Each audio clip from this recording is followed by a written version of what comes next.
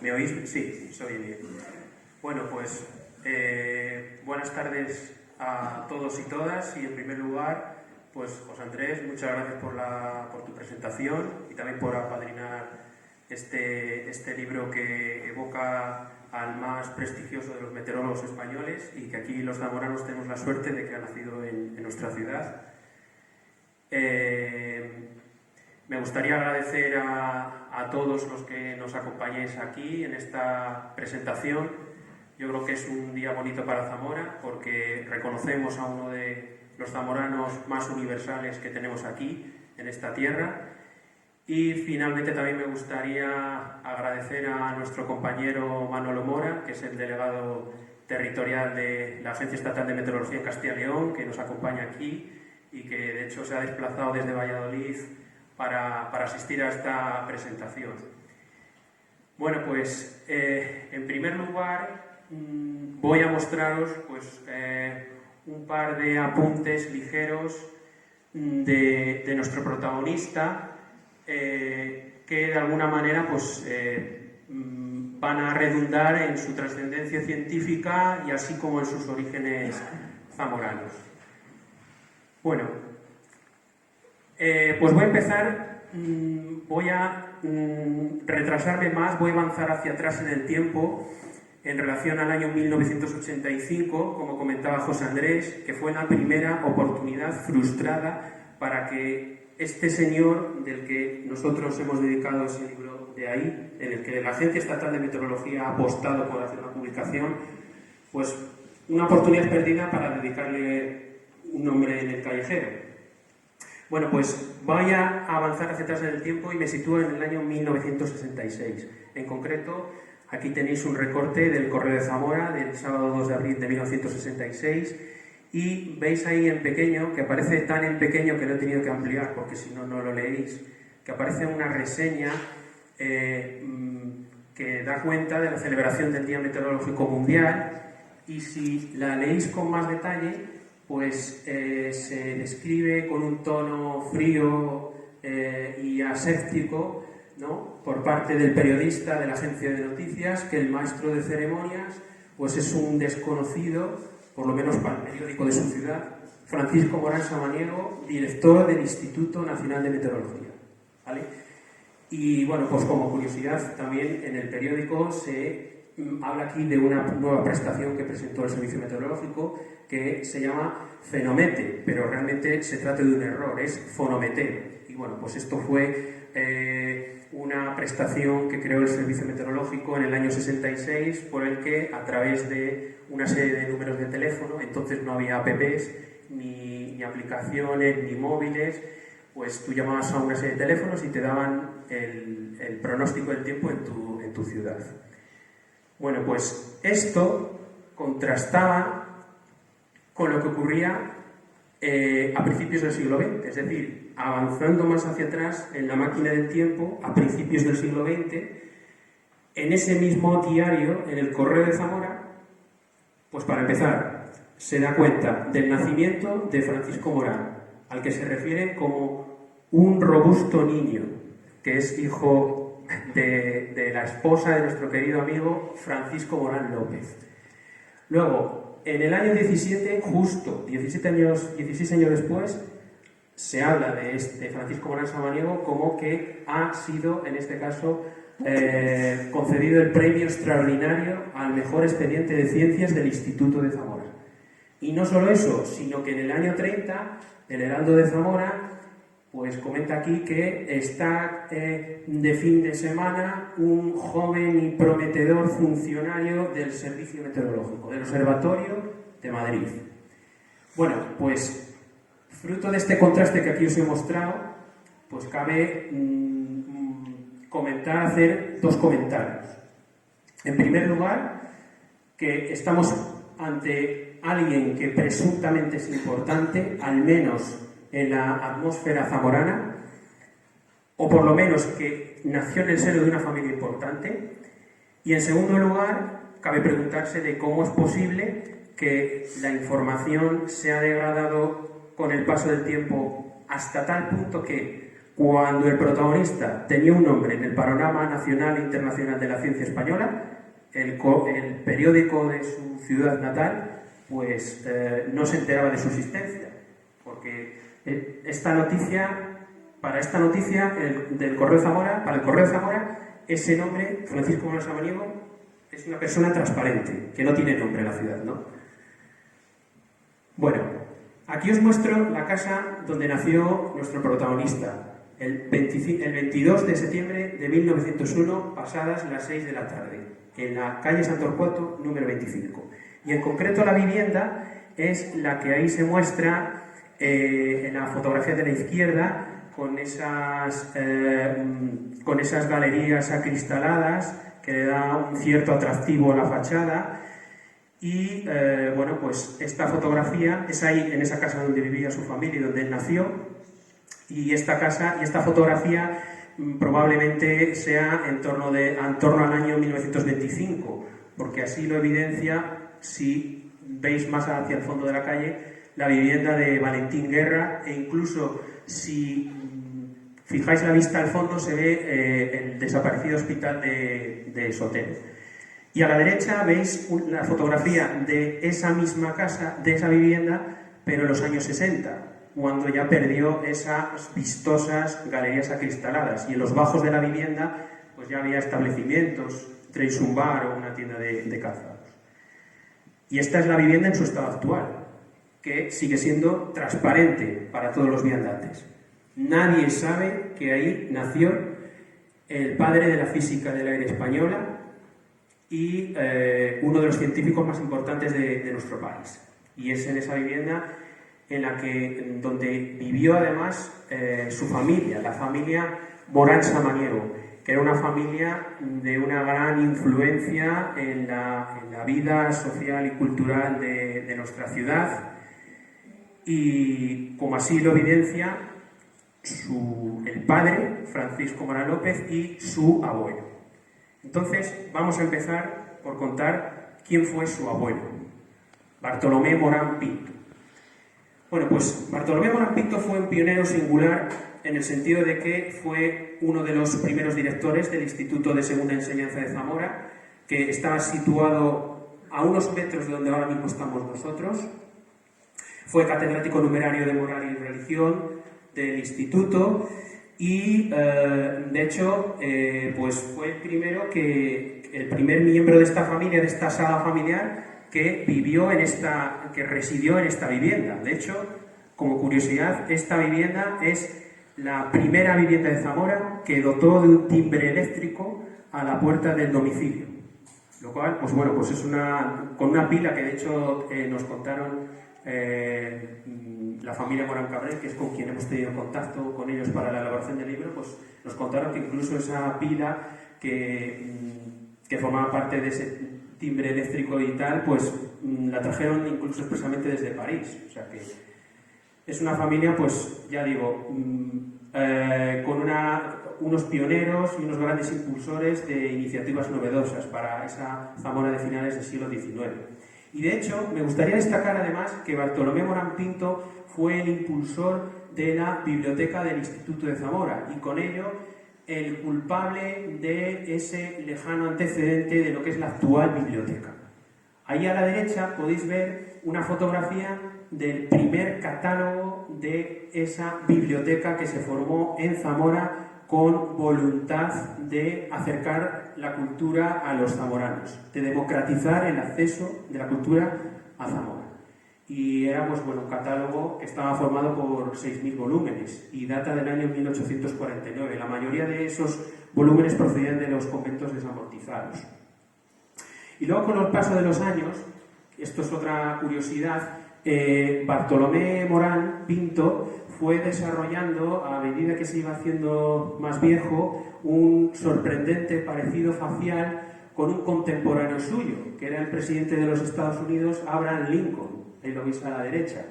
Y de hecho, pues bueno, pues eso fue motivo de conversación y de consideración por parte de la sociedad zamorana de finales del siglo XIX. Una Zamora que se asemeja pues a esa fotografía que ahí veis de Laurent, que es de hacia el año 1860, una capital recluida en su pasado, atrapada en sus desdentados y ruinosos muros, pero que la opulencia monumental evidenciada por los chapiteles románicos de sus iglesias y el acervo monumental de su catedral sugerían un pasado engañosamente glorioso.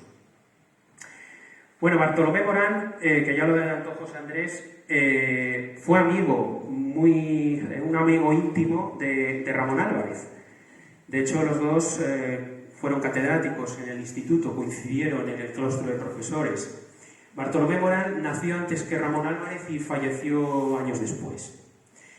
Y bueno, pues como curiosidad, aquí traigo a colación pues, un par de comentarios que hizo el entonces rector de la Universidad de Salamanca en una visita de inspección al Instituto de Zamora en el año 1864. Tomás Belestá, años después, sería obispo de esta diócesis de Zamora. Y bueno, pues Tomás Belestá, el zamorano Tomás Belestá, comentaba lo siguiente en relación a nuestros dos protagonistas. De Bartolomé Morán decía que se nota excelente predisposición para sostener el crédito literario del instituto. Y esto engarza precisamente con los que os contaba anteriormente, de que fue él, digamos, el que formó ese lejano antecedente histórico de la actual biblioteca. Y luego de Ramón Álvarez, pues comentaba que es un genio del arte, le admiran sus obras cuantos le conocen y buenos son los discípulos que de todas las edades y clases reciben las lecciones bajo su dirección. O sea, no solo destacaba sus cualidades como imaginero, sino también sus cualidades en el ejercicio de su magisterio, docente en este caso. Bueno, pues ese prestigio o conocimiento que la sociedad zamorana tenía de Bartolomé Morán se propagó en la segunda generación, en Francisco Morán López, el padre de nuestro biografiado, del protagonista. Francisco Morán López se casó con Concha Samaniego Ladrón de Cegama, eran los dos de Zamora, y son los padres de Francisco Morán Samaniego, y en relación a Morán López, o como decían sus conciudadanos, Paco Morán, cabe destacar que participó en la fundación del Correo de Zamora el 1 de febrero de 1897, junto con otros intelectuales, que ahí os muestro, como Ursicino Álvarez, el gran impulsor de la Semana Santa, Luis Chávez, el fundador de las Cajas Rurales, o por ejemplo Paco Antón Casaseca, que fue un notable crítico del arte y, entre otros, pues uno de los impulsores de la fundación de la Cofradía del Silencio, de hecho. Y de hecho fue un protegido de Paco Morán. También destacó Francisco Morán López por su activismo cultural, impulsó en el año 1905 la celebración del tercer centenario del Quijote. Empezó siendo abogado, pero con los años fue catedrático de Geografía e Historia en los institutos de Cuenca y del Cardenal Cisneros de Madrid.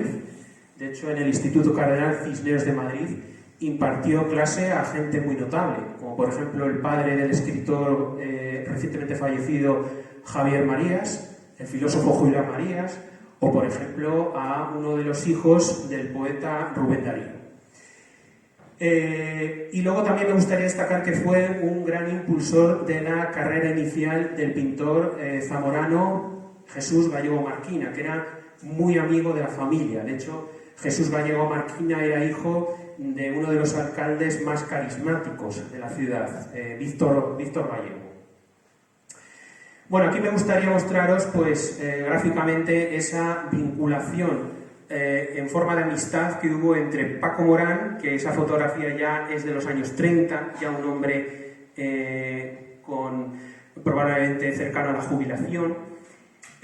Pues me gustaría destacar esta amistad con Miguel de Unamuno. De hecho, esta amistad empezó con ocasión de la celebración del tercer centenario del Quijote, porque Paco Morán pronunció un discurso basándose en la obra de Miguel de Unamuno, Vida de Don Quijote y Sancho.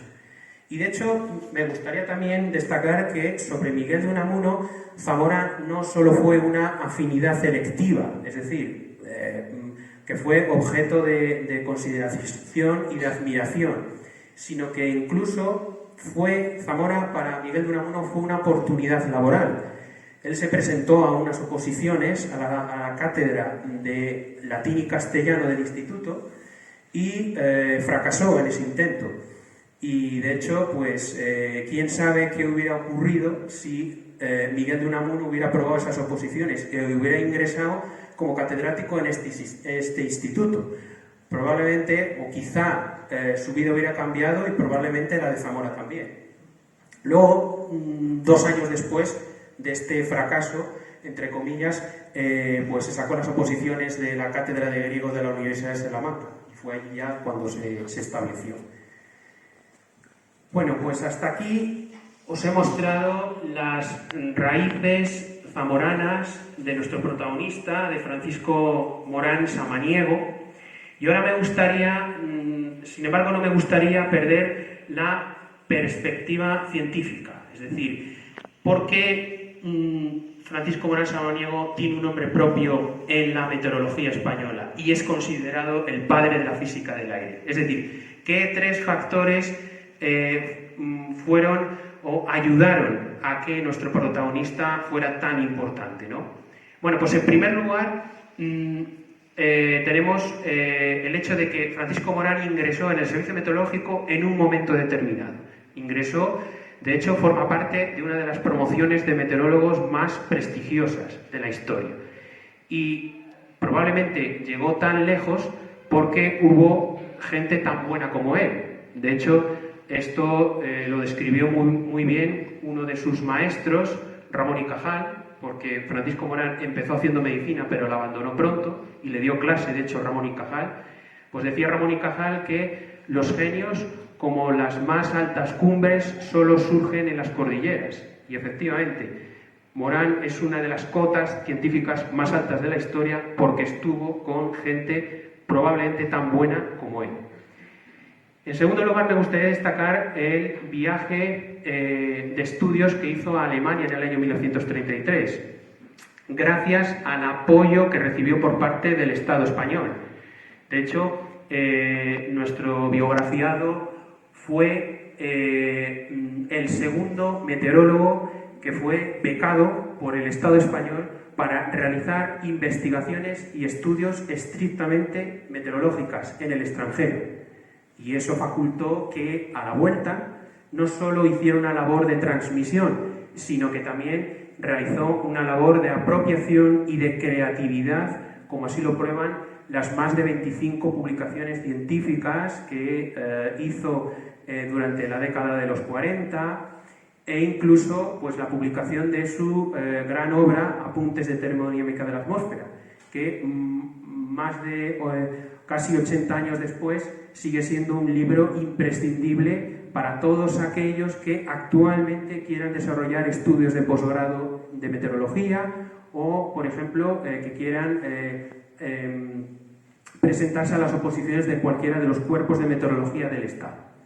Y luego en ese viaje del año 1933 a Alemania, pues allí tuvo un hecho vital también muy trascendente. Allí conoció a su mujer, a Encarnación Cabré Herreros, que fue la primera arqueóloga de España. Por lo tanto, estamos ante la unión de 2 jóvenes pioneros, ambiciosos desde el punto de vista intelectual, que estuvieron dispuestos a realizar un alejamiento de su país transitorio para aproximarse más aún a él. Bueno, y el último tercer hecho que se une a los otros 2 anteriores es que fue el primer catedrático de física del aire en España. El hecho de que Francisco Morán se posesionara de la cátedra de física del aire en el año 1948 le posibilitó 2 cosas fundamentales. La primera, la posibilidad de formar discípulos que de alguna manera velasen por la vigencia de su obra científica. Y en segundo lugar, posibilitó un mayor acercamiento entre el servicio meteorológico y la universidad. o incluso la creación de otras cátedras de física del aire, como por ejemplo la de la Universidad de Salamanca. Pero no solo hubo ciencia, sino que también Francisco Morán se interesó por la divulgación